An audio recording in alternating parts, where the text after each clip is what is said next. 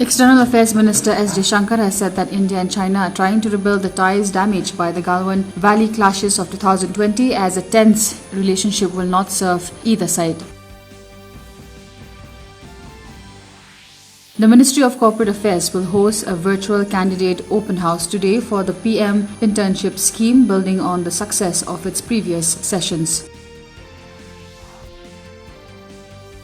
The Defence Research and Development Organisation and Indian Navy carried out successful flight test of indigenously developed vertically launched short-range surface-to-air missile from the Integrated Test Range Chandipur off the coast of Odisha yesterday.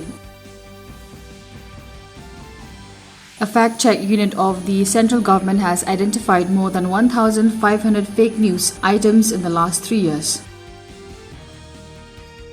The Indians men's and women's basketball teams kicked off their campaigns at the FIBA Asia Cup 2025 in Singapore yesterday.